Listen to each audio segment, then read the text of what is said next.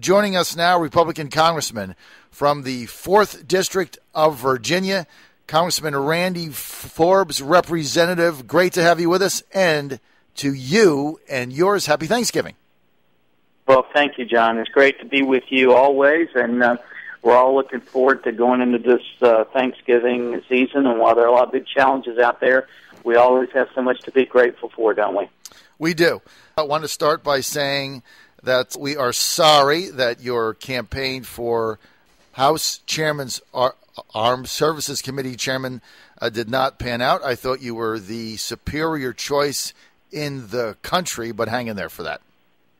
Well, thanks, John. And the individual that got it is a very good guy. He's got actually seniority. He's about 7 years seniority to me or anybody else on the committee. He'll do a good job. It's hard to beat against all those votes coming out of Texas. So many more votes than we do out of Virginia, but we're in a number 2 spot, so we'll be waiting for next time. All right, it's gonna be there, no doubt. Congressman, I've got to get right to night. Then the president goes off to Las Vegas where he has a rally. My first question is, what was your impression of the president's speech and his executive action?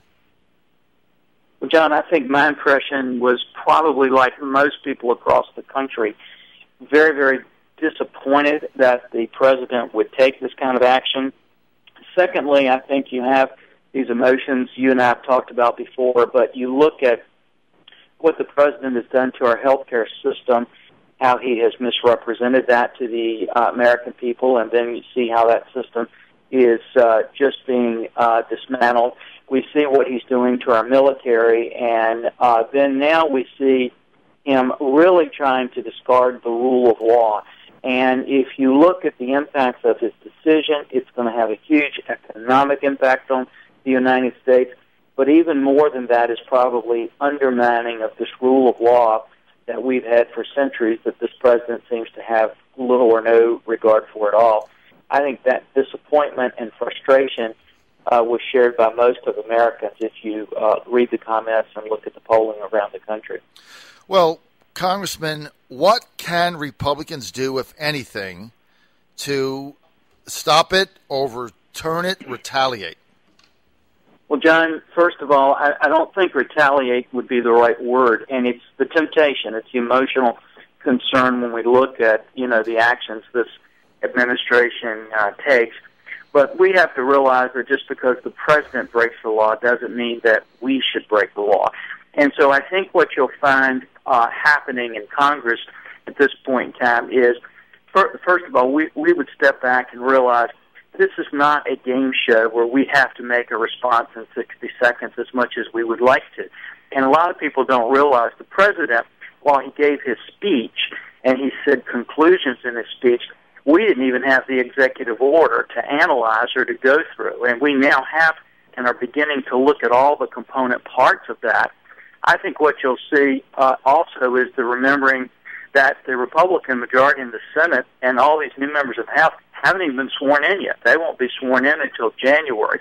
It would be just as arrogant of us as it was of the president to take his actions if we just came in and told everybody coming in new, this is what you're going to do, this is how we're going to do it. So, John, what we're going to do is start literally next week with hearings analyzing the unconstitutionality of the president's actions. We will then analyze very thoroughly all the options that we have, and we will utilize all of those options against the president. But we probably won't have all that formulated until we get these majorities actually sworn in sometime in January. Congressman, you've been there since 2001. Do you believe that what the president outlined on Thursday night, that it is potentially an unlawful action that went around the Constitution, or do you think that maybe he was within his bounds? John, it wouldn't be just me. It would be very easy if I said that for somebody to say, well, he's partisan, he's a Republican, he's naturally going to take that tack.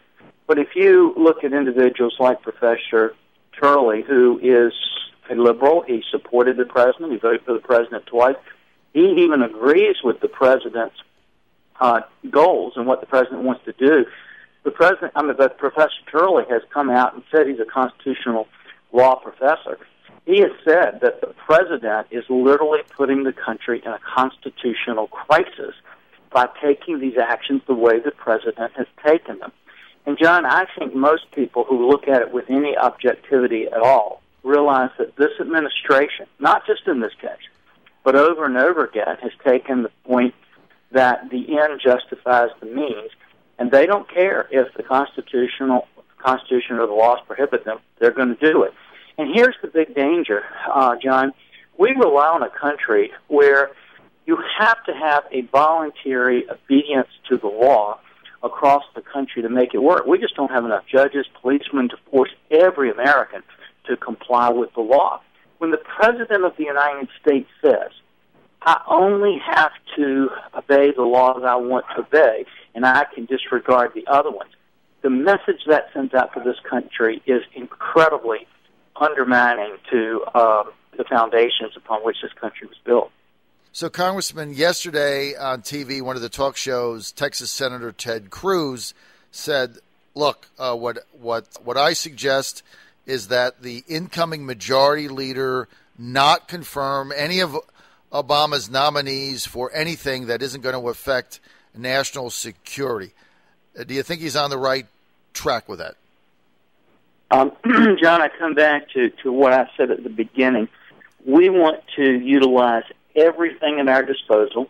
What we don't want to do is just be retaliatory in nature. We want to make sure we're doing what we can do to really stop the unlawful actions of the president, as opposed to being like two children who say, okay, you hit me, I'm going to hit you back. Mm-hmm. I think it's going to be vitally important for us to have thoroughly analyzed all of this, to make certain we know exactly where he was illegal and where he wasn't, and to make sure then we know every bit of ammunition that we have so we can use all of that in an effective means.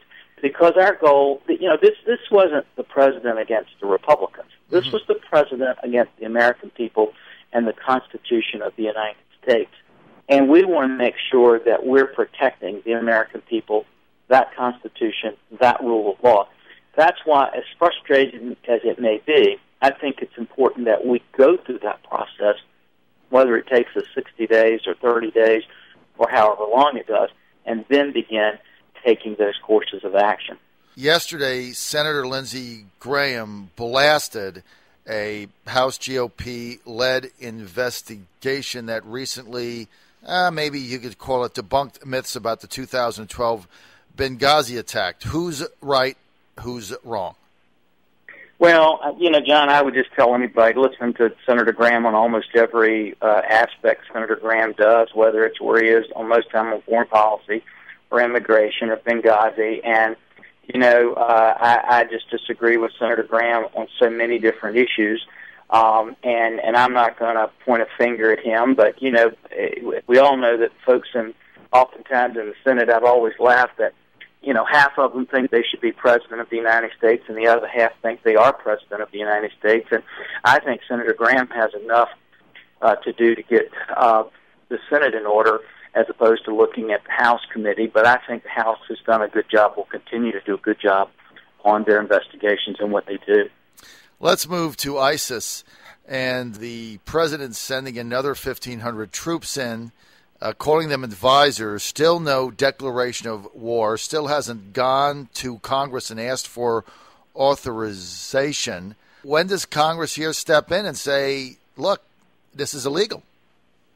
Well, we've already stepped in, and we have done and are continuing to do oversight hearings on all of the things the president's done.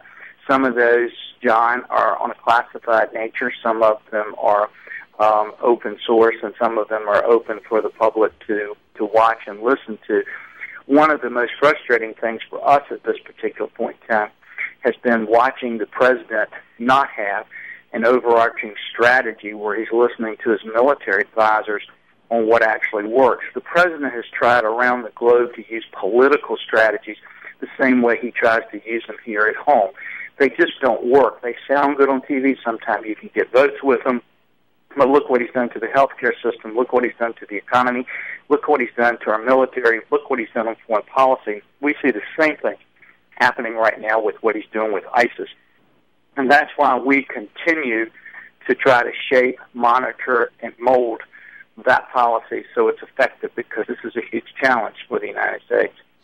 Congressman, we're almost out of time. Final question. Let's go to Afghanistan, where now we understand that the president is considering keeping 9,000 to 10,000 troops there rather than get everybody out. Maybe he's learned from the mistake that we've made in Iraq, now opening that up to ISIS.